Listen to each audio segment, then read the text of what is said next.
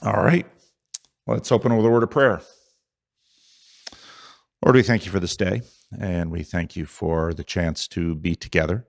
And we ask that you would bless our time together as we look at the Apostle Paul, as we look at who he is and how he helped shape the Christian church.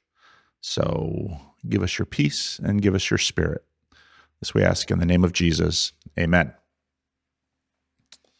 All right. Last week, we took a look at Paul, the Roman citizen, and we asked the question about, well, what about his Roman citizenship was important to the changes that he brought to the church? Most of the things we looked at last week were negative. We looked at Rome the wolf. We looked at Rome the predator. We looked at the story of Romulus and Remus, which embodied aspects of Rome that Rome very much wanted to popularize around the world and did. This week, we're going to look at another element of Rome, and that element is more positive. Now, the churches that Paul planted did not spread through conquest. They were spread through word of mouth and through people wanting a different view of the world and a different way of living and a different way of being.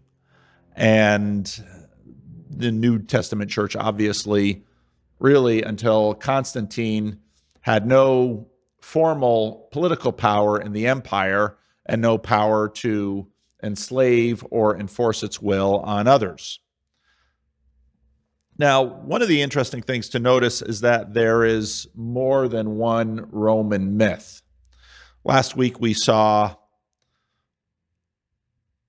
Romulus and Remus, and we talked about his mother, who was a virgin, and we saw how the boys were put in a basket, and we looked at all of that mythology last week. A second Roman myth is the myth of Aeneas. Now, someone's just coming in now, so those of you who are watching, you're just going to have to get used to pausing when we have live things happening in the room. Well, good morning. You're in the right place. You're not on TV at all. All the cameras face this way, not that way.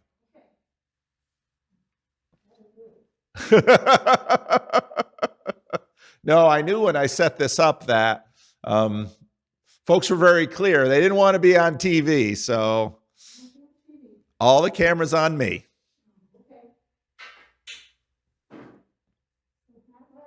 I'm doing well. How are you? Good. I'm surprised Miss Lily isn't here. She's usually here right on time. I know last week with all the rain, folks pretty much stayed home, but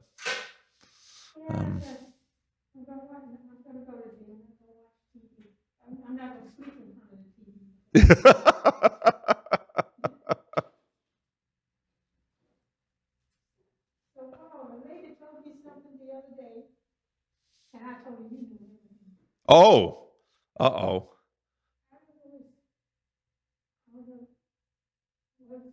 Anyway, some friend of hers said, you get a plum green, you got the dogs for the size and have the same amount of seeds. Really? Mm-hmm. I never knew that. Is that true? Well, she told me, I don't know if the person was Jewish or what. They told her this when she was a kid. Huh. And she never paid too much attention, so one day, because she broke through and she decided to count. Yeah. Really? I know they have a lot of seeds. Yeah. So she said that's probably forbidden fruit. She was just guessing. Yeah. That is actually a lot of people think it was a pomegranate more than an apple or anything like that. Good morning, Maury. Good morning. How are you?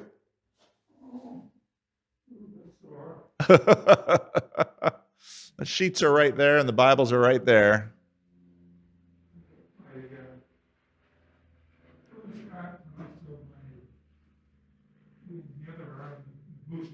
Oh, okay.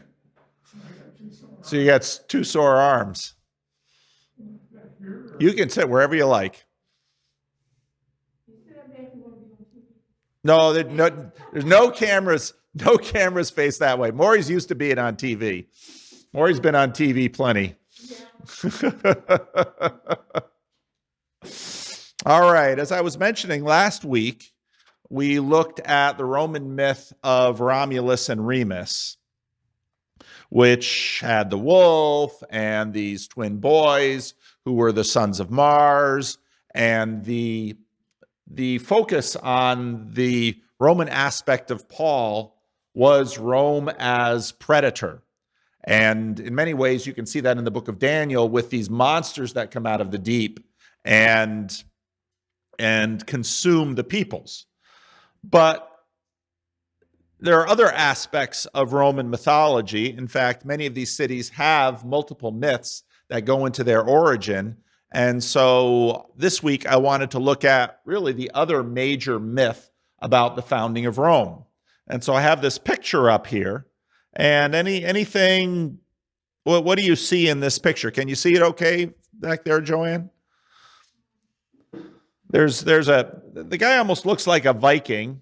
He seems to be wearing armor and he's carrying someone. Yeah, it's a big kid. He's carrying someone and there's a woman with him and you can see flames in the city behind him. This is, as the caption below says, this is a Renaissance painting and it's entitled Aeneas Flees Burning Troy. Okay. When I say the word Troy, does that conjure up any thoughts? What was Troy? It was an ancient city, and I think it was in western Turkey. Right. It was today Turkey. Yeah.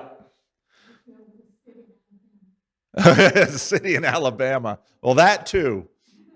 Well, Troy was a famous city, and it was made famous by Homer, who wrote the Iliad, which is the story of, last week, or a couple of weeks ago, so you have the coast of what today is Palestine, and then Syria, and then you have what is today Turkey, and then on the coast of Turkey, it kind of goes up, and then you have the Aegean, and down here you have Greece.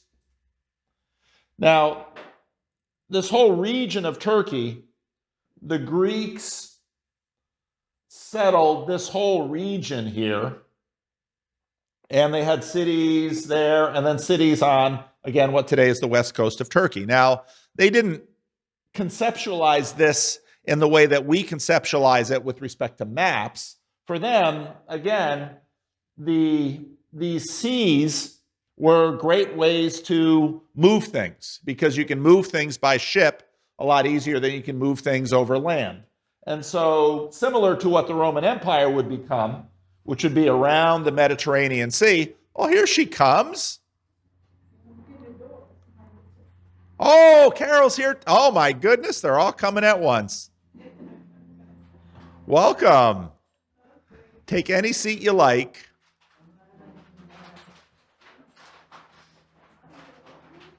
How are you feeling, Carol? Not good, huh?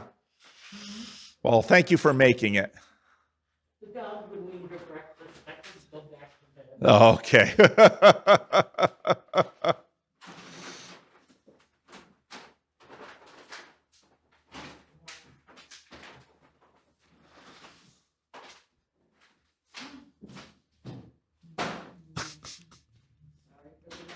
No problem, Delphine. No problem. We are live. That's okay. All the cameras face this way. None of the cameras face that way. So. Happy Reformation Day. She's got one.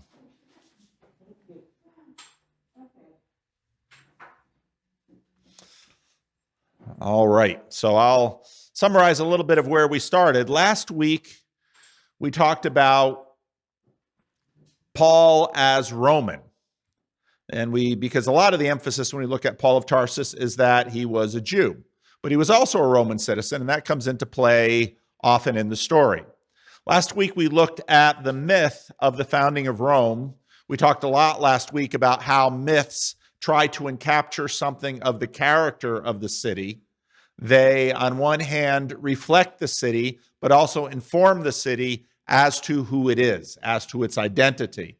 And we looked at the myth of Romulus and Remus, who was the product of a rape between a virgin, a priestly virgin, and the god Mars, and how the boys were put in a basket and the boys were suckled by a wolf and then raised by a farmer, and we talked all about that myth last week. But there's another myth of Aeneas, and this picture here is a Renaissance painting of Aeneas fleeing burning Troy. I was just talking about, did any of you, when you were going to school, read the Iliad or the Odyssey? Okay. So Troy was a city in what today would be Turkey. And for many years, actually, people thought Troy was just simply a mythological city. And then actually they discovered the ruins of Troy. And then pretty much everyone agrees that the story of the Iliad and the Odyssey are all based on the historic destruction of Troy. And if you look at the Iliad, you know that, well, anybody remember why they attacked Troy? So the prince of Troy, Paris, notice how this language continues into Europe. Paris kidnapped Helen. Helen was the wife of Menelaus, who was the king, I believe, of Sparta. And so Menelaus was furious that his wife, well, was she kidnapped or did she escape because she'd rather be with beautiful young Paris than old grouchy King Menelaus. And then Agamemnon, Menelaus' brother, said, we're going to march to Troy and we're going to teach them a lesson. Now, what I've told you is a very secularized vision of it. If you read the Iliad, you understand that there's gods on all sides of this that all have their backing. And so this will very much be a story about men and gods as they go to punish the city of Troy. Now, as I was mentioning, even though we sort of associate this region today with Turkey, this was very much a Greek sea. And the Greeks had their small it wasn't really an empire, their small proto-civilization around the Aegean Sea, because you can carry things over the water much more easily than you can carry things over the land. And so these cities gathered together to attack Troy and to defeat Troy. And the story of the Iliad is the story of the destruction of Troy. And you have Hector, who is the great champion of Troy. And you have Achilles, who is the great champion of those attacking Troy. And so you have all these vivid characters in Homer. Now,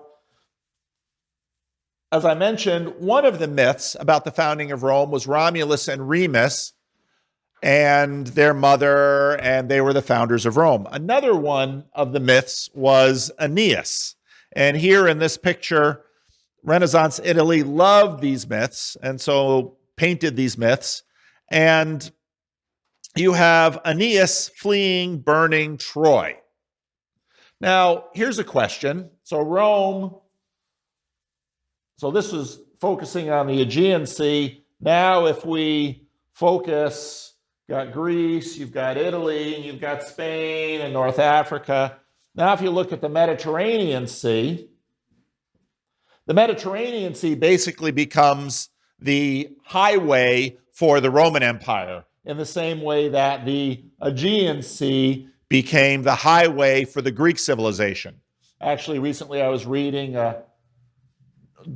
an audio course about the Baltic, and the North Sea basically being the highway for anybody think of what civilization was further up north?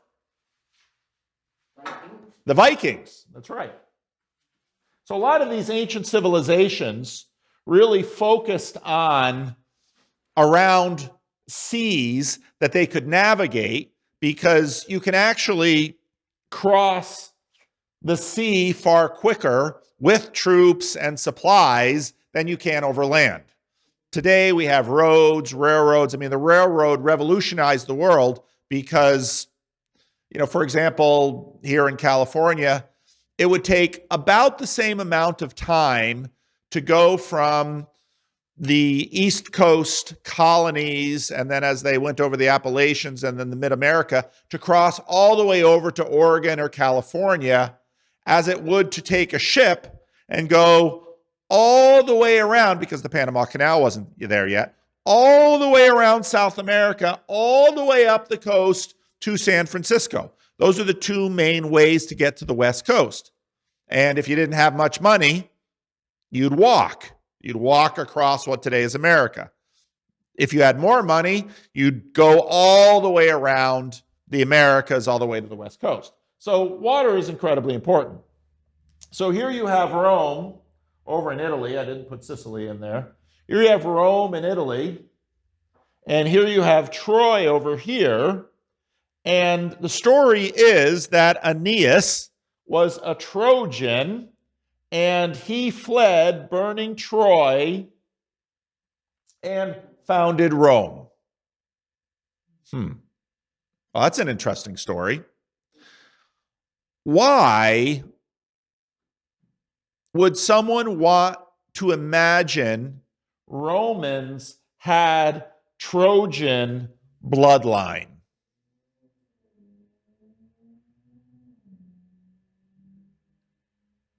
Well, let's see. Maybe let's read the story a little bit about this myth. So that's what I have here on the papers for you. It goes without saying that the story of Aeneas is as much a myth as the story of Romulus. But Roman scholars puzzled over the relationship of these two foundation legends and expended enormous amounts of energy trying to bring them into historical alignment. Okay. Now, we have myth. Well, let's ask this question.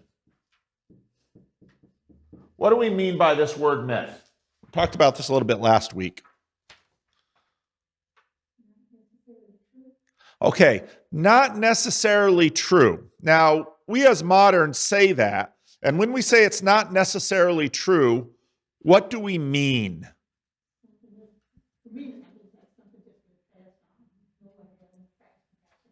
Okay, something that's sort of passed on. Nobody had any facts to back it up. What do we mean by a fact? Scientific.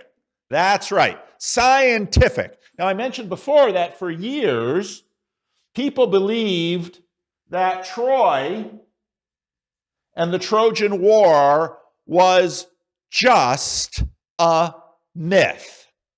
What did they mean by that?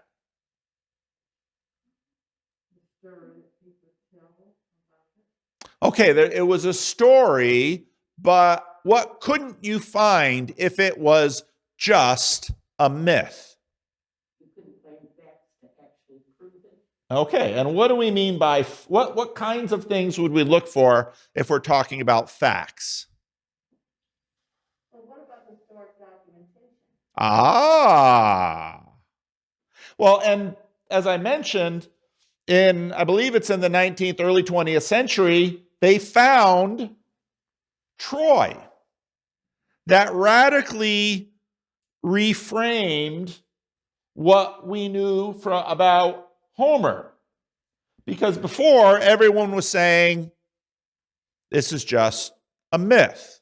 But then when they discovered this city with foundations and burning, then suddenly they said, well, this myth story does in fact relate to, well, the word historical came in. I want to say physical.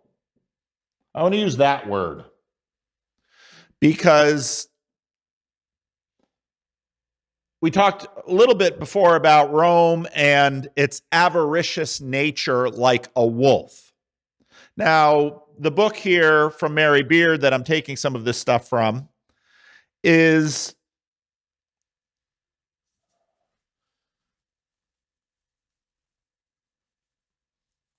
so we have a story of Romulus and Remus and the wolf. We have the story of Aeneas fleeing, burning Troy, and Mary Beard, who is a modern historian, wants to ask the question, what really happened? And when she says that, what really happened, what is she thinking? That there's more to the story than is being told. Okay, there's more, but she's very focused on the physical layer. Okay? And the physical layer is very important. This is a very modern approach because if you were, let's say you were deaf and didn't know the language and you visited Rome.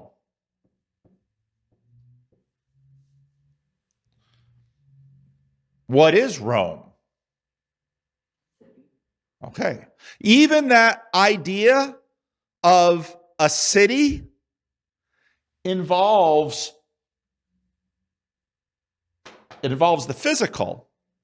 But your interpretation of, if I were to ask, what is the difference between a village and a town? Town is larger than village. Okay. Okay. So you would think size. What is the difference between a burg and a village? The government. Okay. See, all of these aspects start piling up for us, and they're not really physical. What's the difference between Sacramento and Fresno? Okay. Tell me some of the differences between Sacramento and Fresno. Size. Size. Which is bigger? Sacramento. Kind of. Water. Climate. Climate. Okay, there's some physical differences, but which one would you rather live in? Sacramento. Why?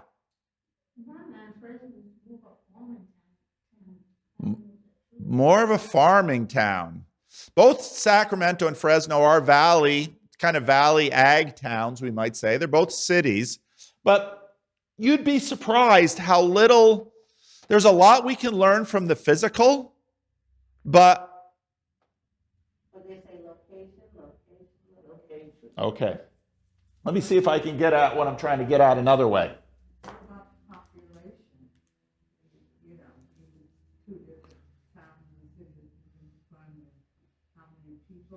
Okay, but it's not just how many people. Think about this. Let's say someone dies and they say, I want to give my body to science. So here comes the cadaver into the medical student lab and they explore the cadaver. What might they be able to tell about the body? Cause of death. Maybe cause of death, race, age, maybe type of work they did. Maybe if they did, probably they would divide it between, let's say, a lot of physical work, their diet. Could they tell? Now, okay, so let's think about the cadaver. And let's think about the funeral.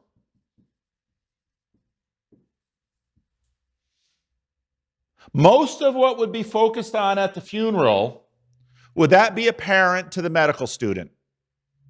No, it's mostly, the funeral is mostly a spiritual thing. Okay. Well, when we say spiritual, what do you mean by that? Religious orientation. Okay. I always said the funeral is for the living. The funeral's for the living. Yeah. Now,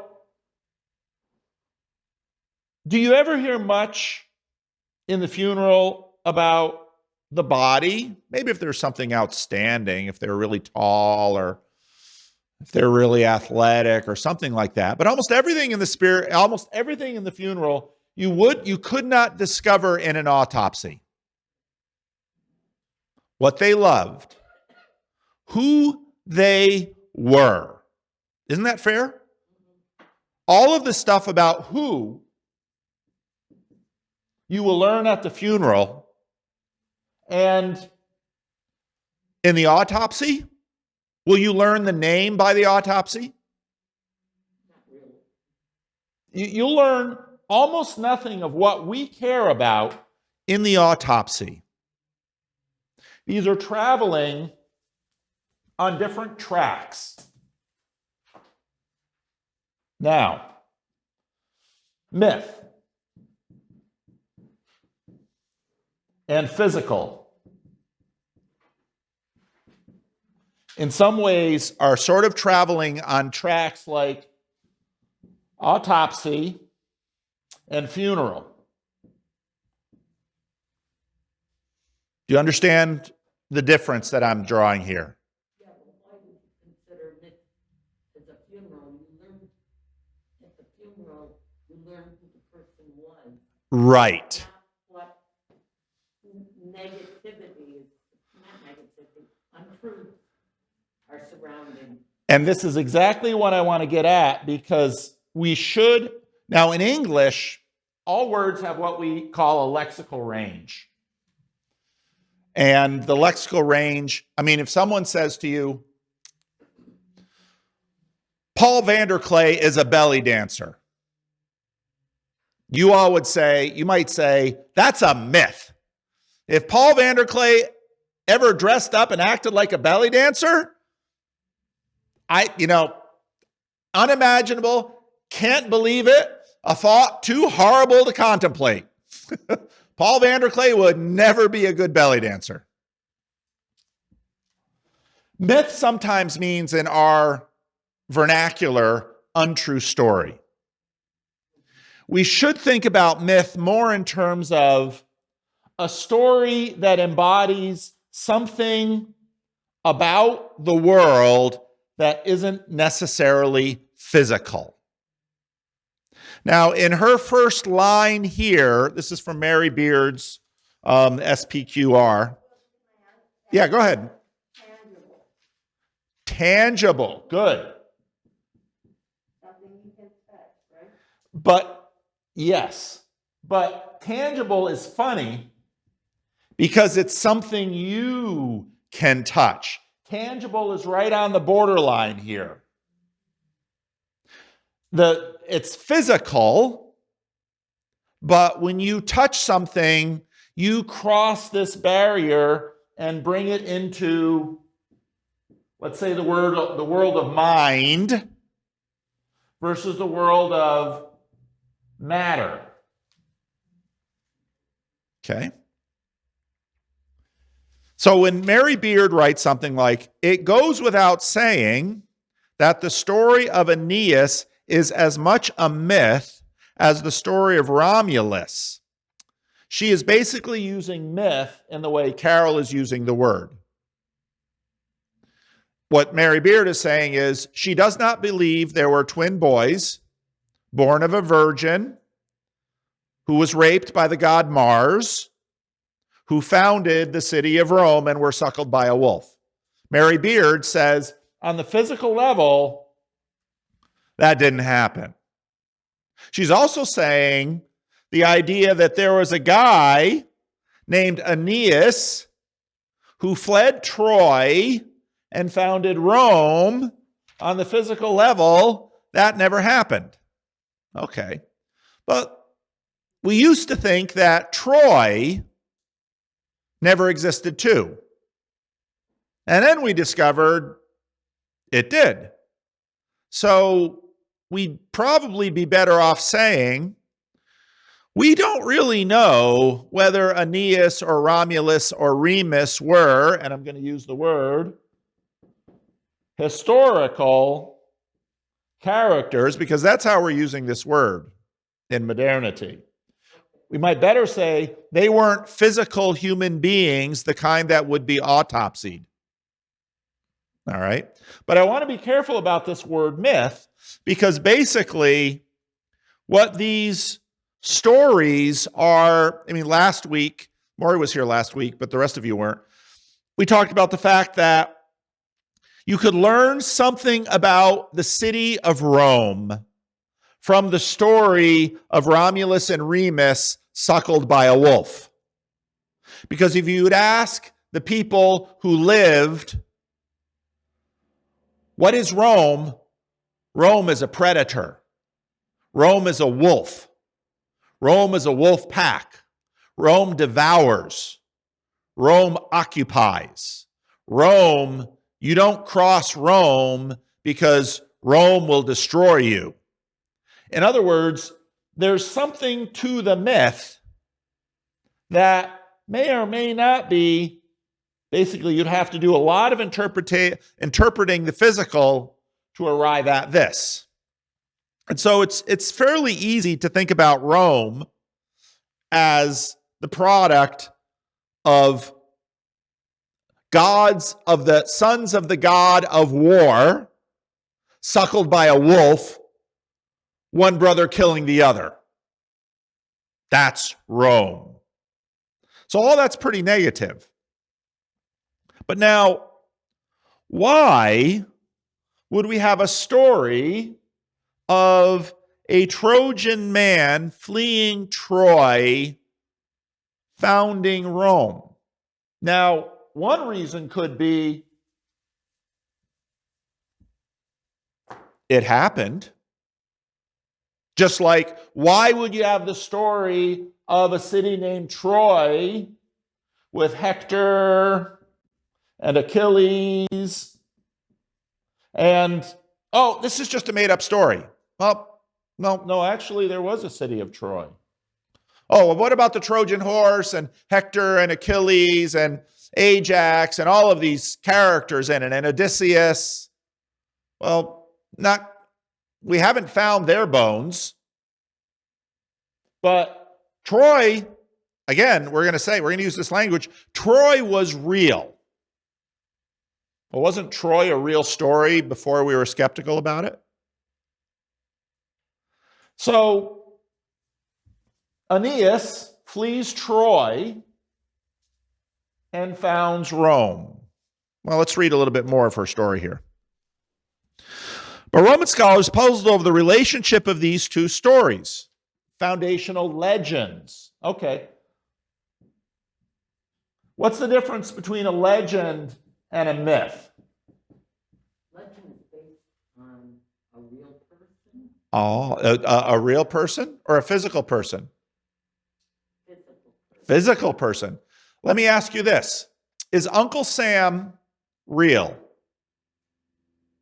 At one time, yes, he was. Okay. I believe that there was a man back in history who was tall, thin, and was very patriotic. Okay. Way back. Is Uncle Sam a real person today? No. Well, What did you say? He collects a lot of money. Yes, he does. He does collect a lot of money. Let me ask you this. Is the United States government real?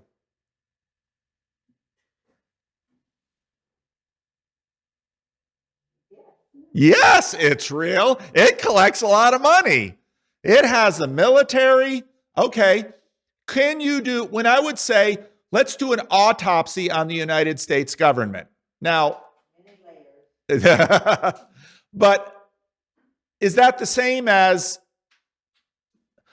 delivering my body to science and some medical students learning physiology from my body? You can't find a body of the United States government, but the United States government is real. Rome, it's hard to write this way. Is Rome real? Physically, it's a city. Okay. There's a city that we call Rome, but all of this is because Paul was a Roman citizen. There is something about Rome that Paul brought into the church. Let me ask you another question. Have you ever heard of the Holy Roman Empire? Yes. Okay, what was the Holy Roman Empire? It was It was a Middle Age fact, I guess you could say. Since the Pope was in Rome, he's a holy guy. So I suppose anything they directed had some power behind it. The Holy Roman Empire, sometimes historians quip, was not holy, not Roman, nor an empire. The Holy Roman Empire, in some ways, was replaced by what nation state? Vatican. Oh, nope. Further north. Germany, Austria. Italy. No, not Holy Roman Empire. Depends on the period we're talking about. France. So Charlemagne, emperor of the Holy Roman Empire, was emperor of a lot. Constantinople? Nope, that's further away. So there's a funny thing that happens with the Romans. If I write down Pontifex, what do you immediately think of when I write down Pontifex? The Pope. This word was not original to the Bishop of Rome. If I say Bishop of Rome, you think Pope. Any idea who the Pontifex was before it was the Bishop of Rome? The governor of The emperor of the Roman Empire. How would the Pope inherit a title from the emperor of the Roman Empire? A pagan emperor of the Roman Empire. I know some of you, and we will get to the book of Rome, you know that. Or we will get to the book of Paul's letter to the Romans. But we have to, in one way or another, come to terms. We will have to come to terms with this word in terms of its relationship with Christianity. And I don't mean the Roman Catholic Church. This is far before the Roman Catholic Church. Because Paul, as we read again and again in the book of Acts, and we notice this in Philippi. So if you remember the story of Philippi, Paul goes into Philippi, and what's from the sermon series, when he's traveling around these cities in the Eastern Roman Empire, what's the first thing Paul does when he comes into one of these cities? Goes to the synagogue.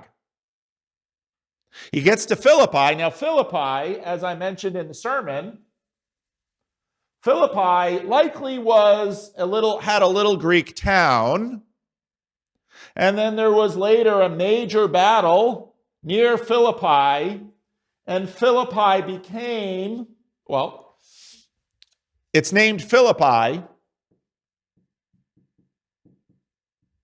What should that tell us about the town if it's named Philippi? Philip of Macedon, right. Who was Philip of Macedon? Okay, Philip of Macedon is famous because he had a famous son, Alexander the Great. Philip of Macedon set up, in some ways, the success of his son, Alexander the Great, who conquered the whole world. Okay? Philippi is named after Philip of Macedon. The Romans didn't change the name of the town. But by the time Paul of Tarsus gets there, it's a Roman colony. Now, that's a little deceptive for us because it doesn't mean for us exactly what it means for them. But in the town were a lot of Roman citizens.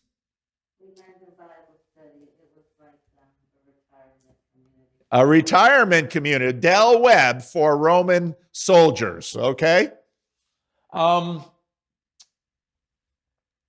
We know this because when Paul goes to jail, who's keeping guard of him? A Roman soldier, a retired Roman soldier. Paul goes to Philippi and he looks around for a synagogue and he can't find one. Instead, what does he find? A group of women having a Jewish prayer meeting outside the city by a stream. That's Lydia, and then that whole story, and then he gets arrested, and then after he spends the night in jail and the city magistrates come, what do they say to him? Or what does Paul say to the magistrates that scares them? I'm a Roman citizen. You can't do this to me. Ah, I am a citizen of Rome. What did that mean? What about not knowing he was a citizen of Rome and what they did to him? What did it mean to be a citizen of Rome?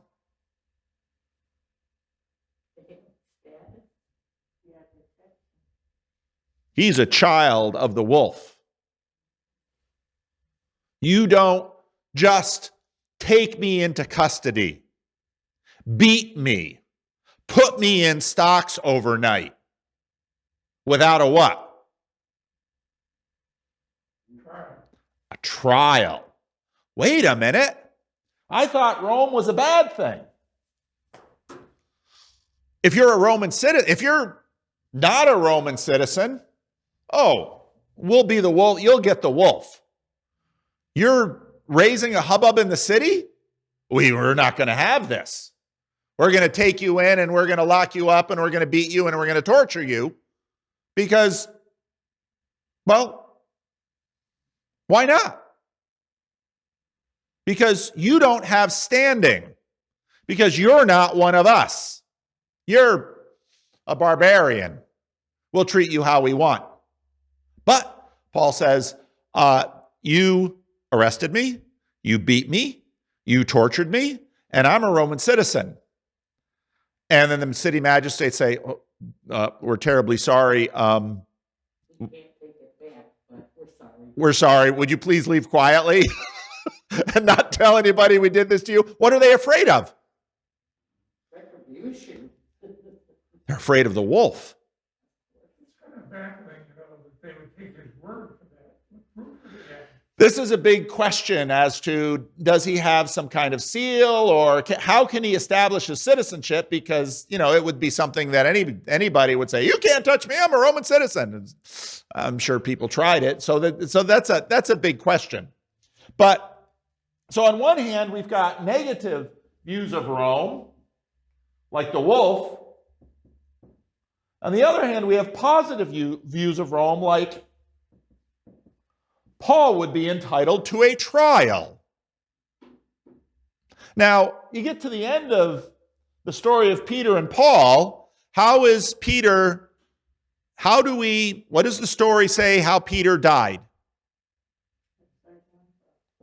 Crucified upside down. How did Paul die? He wasn't crucified. Why didn't they crucify Paul?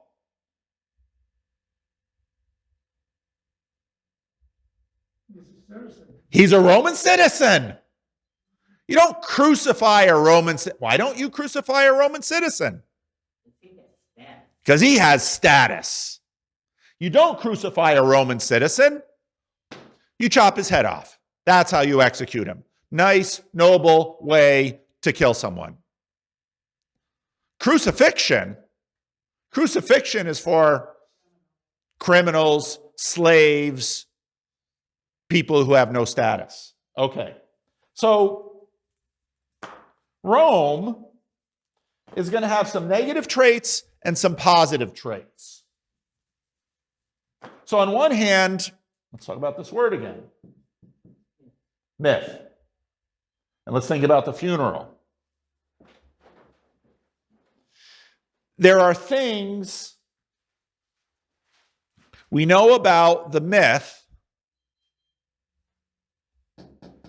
Myths tell us something about the person.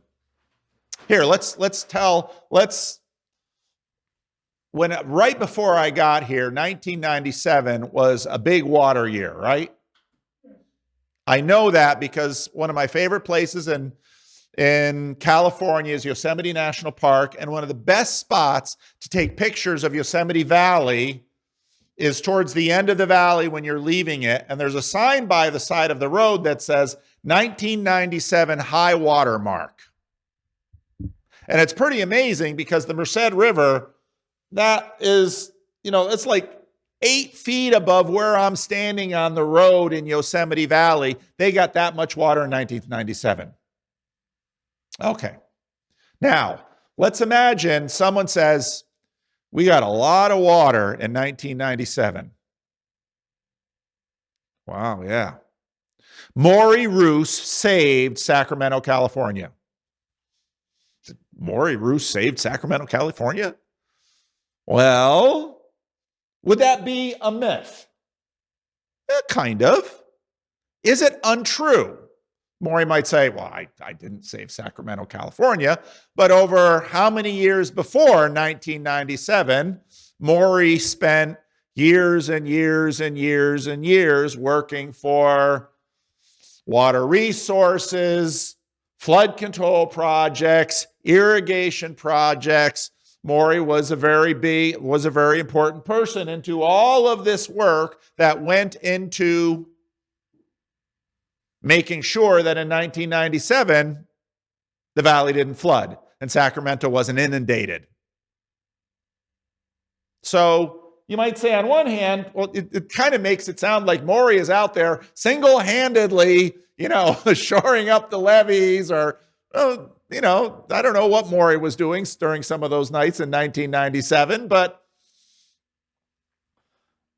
a myth tries to capture something about the person that can't be captured physically. This is the story verse, not the matter verse. And so when we talk about Romulus and Remus, something about Rome is captured in them.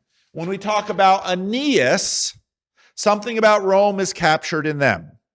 So Mary Beard says, it goes without saying that the story of Aeneas is as much a myth as the story of Romulus, but Roman scholars puzzled over the relationship of these two foundational legends and expended enormous amounts of energy trying to bring them into historical alignment. So we've got myth 1, myth 2, and the Romans, we think that only modern people did this. The Romans said, these stories much somehow touch ground here on the physical in some way, and, well, there are problems about them. So, was Romulus the son or maybe a grandson of Aeneas? And if Romulus had, there's a typo there, had become Rome, how could Aeneas also have done so? Have founded Rome, how could Aeneas also have done so? The biggest difficulty was that there was an uncomfortable gap between the 8th century BCE date that the Romans assigned to the origins of their city and the 12th century date that they commonly gave to the fall of Troy, also taken as a historical event. In other words, the Romans believed that Troy was a real city. And again, real meaning physical. By the first century BC, some sort of coherence was reached by constructing a complicated family tree which linked Aeneas and Romulus and at the right dates. Okay. When you read the book of Genesis, there's something in the book of Genesis. You'll find it in the book of Matthew and the book of Luke too, that most of us sort of skip over. You know what I'm talking about? Genealogies.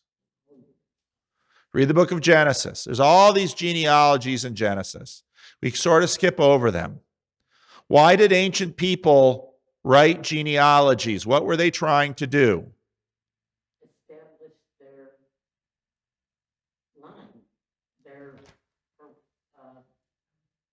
generations of their family. So it was about a year before my father died. That'd be 2012. And my father had a cousin named Pearl. So there's Stan, and he had a cousin named Pearl, and Pearl had a son named Dan. And Dan had a friend who did genealogies. And genealogies are fun to do if you haven't done yours. Why do we like doing genealogies? Find out where we came from. Okay. Who we came from. Okay, who we came from. Now, sometimes when I talk to Delphine will mention who she's the daughter of, and she doesn't just mean Lily, she means Earl. Because Lily certainly has had an impact on Delphine, but so has Earl. And nobody knows that better than Lily and Delphine, because we regularly look at, oh, you get that from your father, you get that from your mother. Well,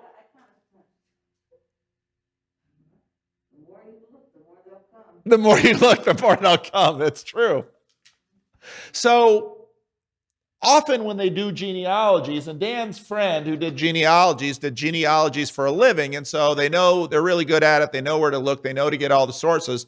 And then if you have someone professionally do a genealogy for you, often what they will do is look for your nearest famous relative. And so this guy told us our nearest famous relatives. And this is in 2012, where we discovered our Jewish roots because we had some hints of it, but never knew how significant it was.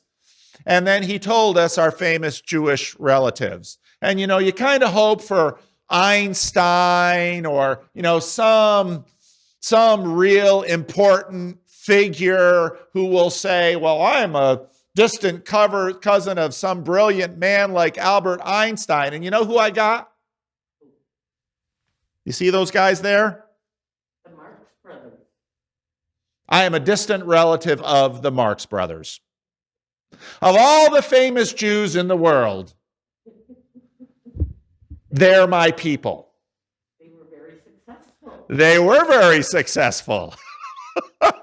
I get a vaudeville act. I can't get a nuclear scientist how many famous Jews are there in the world? And I get the Marx Brothers. But who were they related to?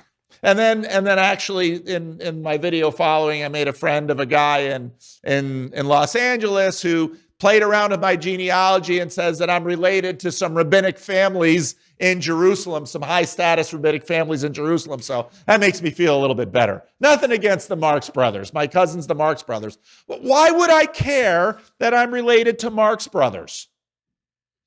The image that they projected to the public. Now we're understanding something of mythos. Now, if I say it that way, it's a story. It's a big story. Someone might come to Living Stones and they might listen to my sermon, and then maybe I'd said something funny, and then you go and have Sunday dinner with your friend and they say, oh, your pastor was kind of funny. Well, you know why? He's related to the Marx. He's related to the Marx Brothers. And now suddenly, little old Paul Vanderklay in Sacramento, California, pastor of Livingstone's church, he's connected to someone or something famous. Now, if in fact the 97 flood had devastated Sacramento, the mythos of Maury Roos might be a little bit different. Because if there was the famous flood of 97 that the great Sacramento water projects couldn't handle, well, We have to find somebody to blame for that. yeah, we have to find somebody to blame for that. That's right. But part of the thing about these projects is if the project works, nobody remembers the great flood of 97 because the Capitol wasn't inundated. So, in other words, often if you do your job well, you're not remembered. But now this gets to the question of these two myths of why would Rome want to connect itself to Troy? Well, let me ask you this. Think about the Washington Monument. What is the Washington Monument? A very tall building. A very tall building. But it's got a particular shape. It's not a very tall building like the Empire State Building or the Sears Tower or the World Trade Centers. What's in the Washington Monument? Stairs. Stairs. That's all that's there. It's just stairs. But it's a particular shape. How would we describe the shape of the Washington Monument? What's that? Well, phallus, that'd be kind of Freudian. That's true. Pencil, yeah. It's an obelisk. It's an obelisk. Goes up and goes kind of up to a point. And there's little, you can take the stairs up and you can look out the top. Why would they make a monument to George Washington that looks like an obelisk? What sense does that make? The Egyptians used to do that kind of stuff. Ah. So if I had a time machine and I kidnapped someone out of ancient Egypt and I brought them to Washington, D.C., they would look at that and say, oh, that kind of makes me feel at home. Because the Egyptians put up obelisks. And I've mentioned often that the Lincoln Memorial with all of these pillars and then good old Abe sitting in the chair in there, it's a copy of the Temple of Zeus. Why would we in Washington, D.C., when we want to commemorate the mythos of the nation, take cues from Egypt and Greece, and, well, the Capitol building in Washington, D.C. has a very famous dome on it. That's Roman. Why are we building buildings that look like ancient empires? What are we saying to the world? That we are as great, if not greater, than those. Greatness, we believe, is contagious. Now, in many ways, famous in a secular age is connected to greatness.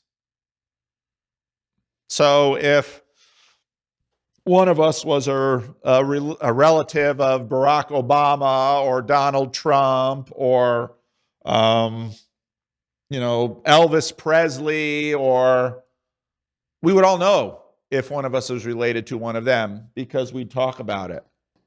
And what that would give you is just a little bit of status.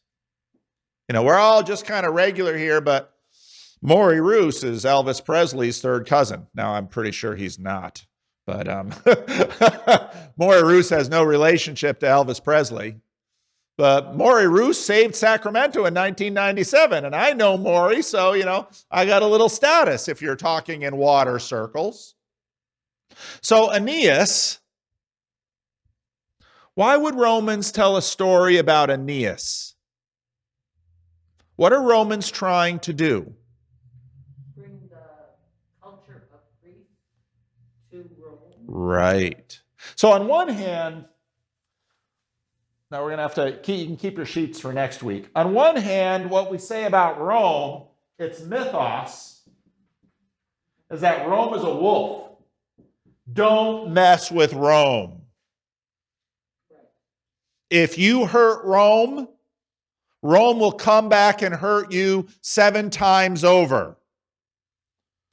Way back in the book of Genesis, there is a character named Lamech.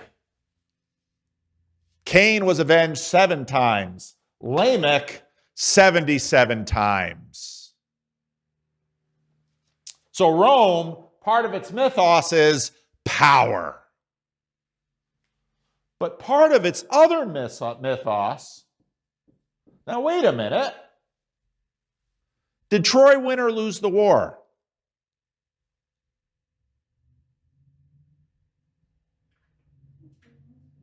Troy lost the war. Why would wouldn't you want your founder to be the founder of, here's part of the story of Troy. Achilles, the great hero, will, in fact, bring down Troy. But what's the most famous part of Achilles' body? His heel. His heel. Why is his heel famous? Anybody know? Because he was dipped in the water and held by his heel, where he had received the water, he was saved. But that little part of his heel where he was held didn't get any of that water, and that was a very You know more about the Trojan War than you thought you did. Isn't it funny how that story, because this word, Achilles' heel, if I say Achilles' heel to almost anyone in Sacramento, they will know exactly what I'm talking about. Now, a portion of those people, when I say that word, will also know the little story behind the saying. Because when the goddess dipped Achilles in the water, all the rest of his body was impervious except his heel. And so if you read the Iliad, while Achilles is destroying Troy, someone shoots a poisoned arrow in his heel and he dies. And so the story of Troy is sort of a mixed story. Now, someone, a loser from Troy, is going to flee outside of the Greek area of Greek influence and bring some of that fame, some of that focus of the gods, some of all of that to a little place in what today we would call Italy. And Romans they're the children of wolves, but they're also the sons of a refugee. Now, I don't have time anymore to really go all the way in this, but some of this is going to come into Christianity. So Paul was a Jew, and Jews categorize the world in 2 different people, right? You have Jews and you have Gentiles. Jews are chosen by God. What does that mean about the Gentiles? Chosen. They're outcasts.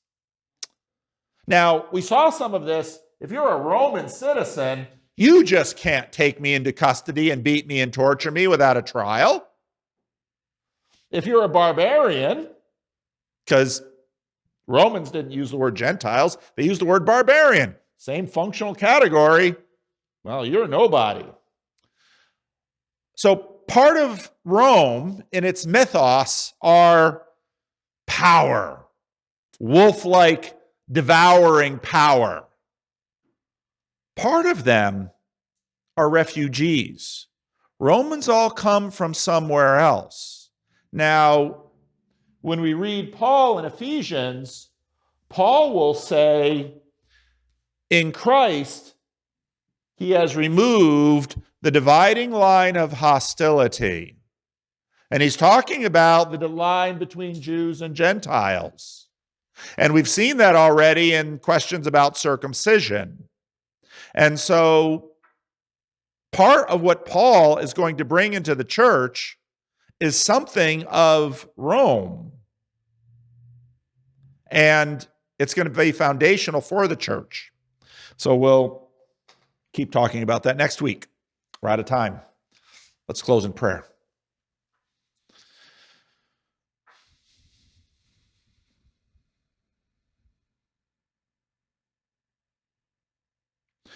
Lord, we live in a very complex world that we manage so easily. We all know what Achilles' heel means. Maybe some of us remember the story behind the saying Achilles' heel. Maybe some of us know a little bit more of the story of Troy and Menelaus and Paris and Helen and Priam and Agamemnon. But Lord, all of this stuff is built into our culture with obelisks in Washington and temples to Zeus and buildings to Jupiter. And Lord, Christianity has come into us in a deep way and shaped who we are and what we believe. And some of this has come from the Jews, and some of this has come from Paul, who is a Roman citizen.